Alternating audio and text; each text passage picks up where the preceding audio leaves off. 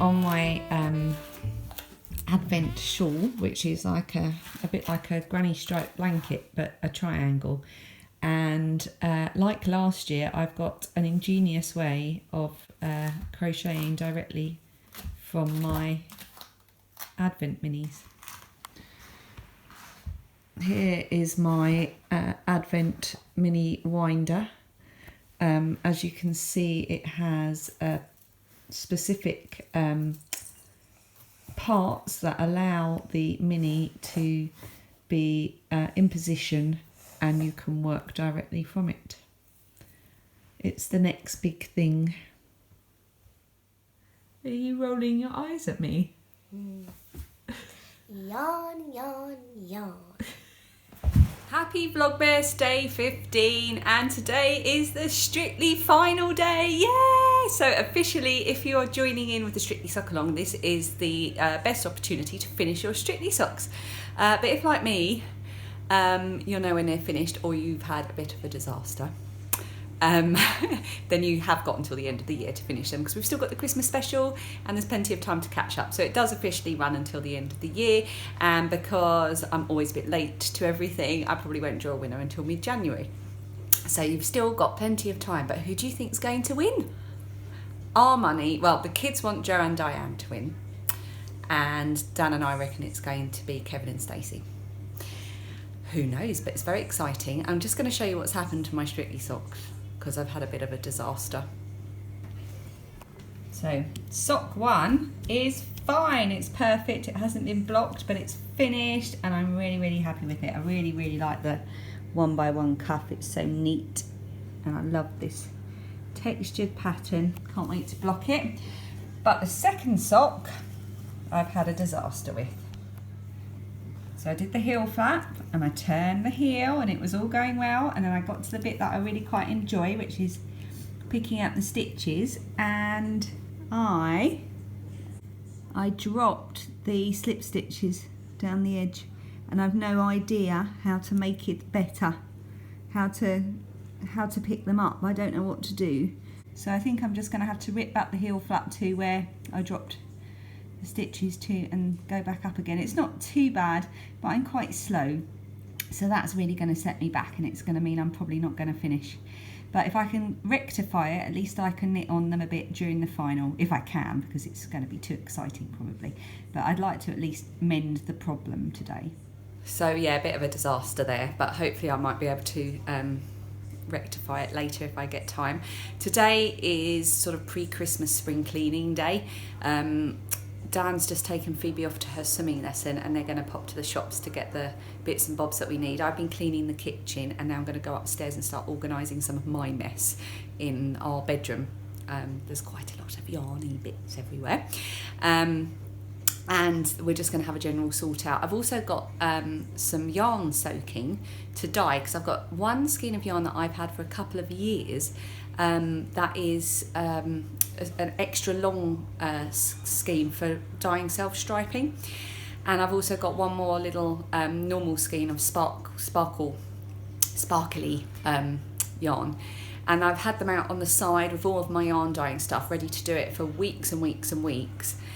So I want to tidy it all away, so I thought, well, I'll just dye the yarn then. I'll have a little time later where I'll dye up the yarn. We will see. Hopefully I'll get time for that. But for now, I've got to get stuck into the awful mess that is my house, and I hope to make some progress today so we can relax.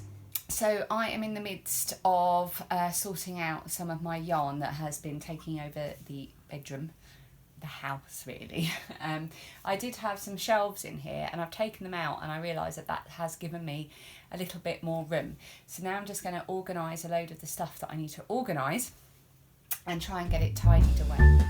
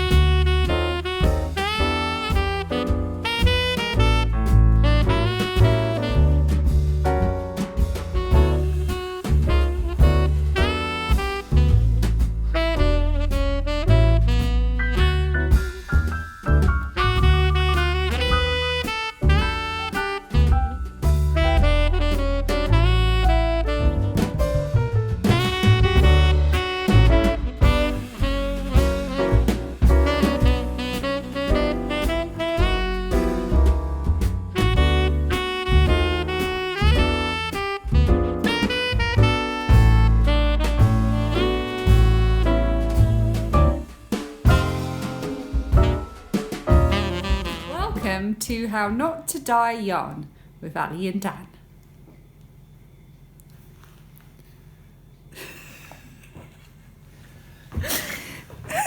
I've got this enormous skein of yarn that I got as a gift a couple of years ago, and it's skeined up or skeined up or I don't know, ravelled up, massive in a really long skein so that you can dye it for self-striping yarn.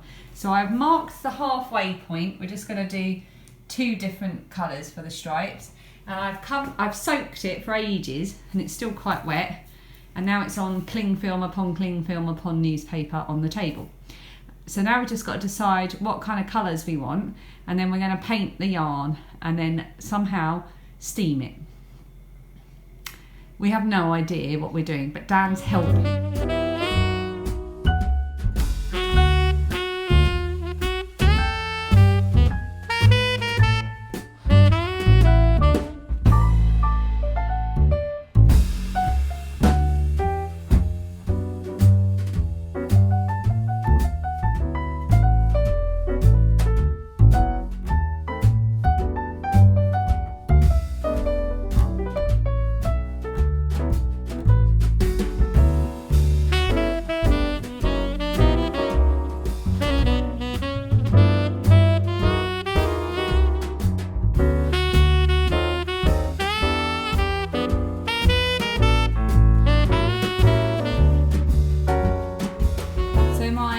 Painted yarn is all wrapped up in cling film, and I've created my very own steamer using, this is the pan I use specifically just for dyeing. I don't use it for food at all.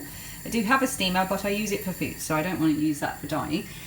So I've just put a load of foil on the top. It's a double layer of foil, and I've punched holes in it, and I'm going to put the yarn in there, hope it holds, and put the lid on and see what happens. This is not how to dye yarn, people.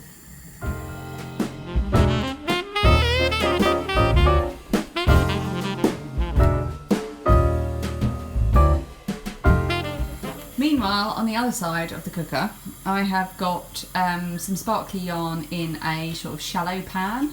I've soaked this for ages with just water and vinegar. I'm just going to plonk in the rest of the vinegar because there's only a little bit left.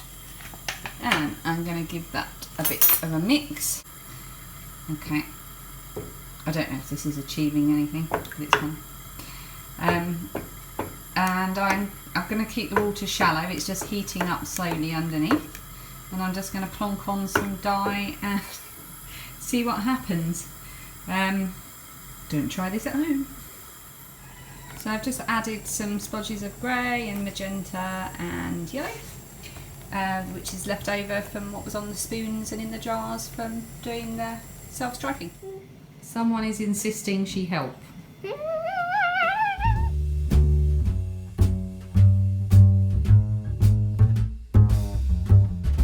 is so fun. Phoebe's not a big believer in less is more.